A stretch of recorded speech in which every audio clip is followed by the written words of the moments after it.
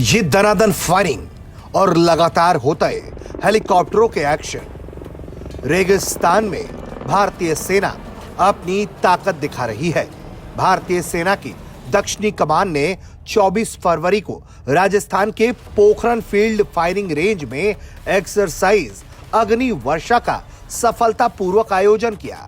यह अभ्यास थार मरुस्थल के कठिन रेगिस्तानी इलाकों में भारतीय सेना की परिचालन तैयारियों और एकीकृत युद्ध क्षमताओं को प्रदर्शित करने के लिए आयोजित किया गया।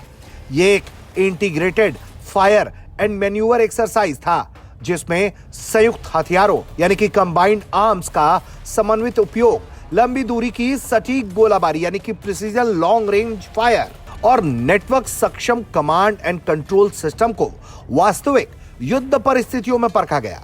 अभ्यास में भारतीय सेना की मशीनकृत इकाइयों की गति, सटीकता, सिंक्रोनाइजेशन को प्रभावशाली ढंग से उजागर किया गया। इस अभ्यास में आधुनिक युद्ध क्षेत्र की नवीनतम तकनीकों का इस्तेमाल हुआ, जिसमें मानव रहित हवाई प्रणालियां यानी कि UAVs, drone, counter drone system, precision strike rockets, आधुनिक तोपखाने platform, network surveillance station.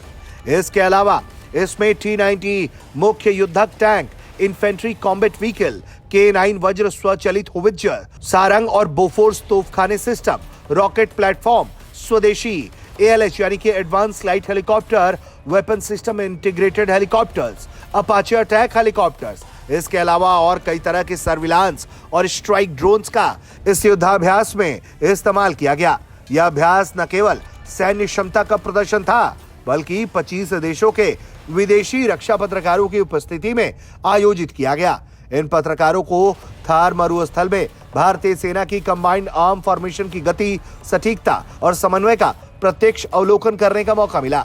Exercise अग्नि वर्षा भारतीय सेना के टेक्नोलॉजिकल इन्फ्यूजन, इंडिजनाइजेशन और क्षमता विकास पर निरंतर जोर को साफ तौर पर दर्शाता है। रेगिस्तानी क्षेत्र में ऐसे बड़े पैमाने पर इस तरह का एकीकृत अभ्यास भारतीय सेना की बदलते युद्ध परिदृश्य में अनुकूल क्षमता और आधुनिक युद्ध की चुनौतियों का मुकाबला करने की मजबूत इच्छा शक्ति को साफ तौर पर दिखाता है। ब्यूरो रिपोर्ट, भारत तक।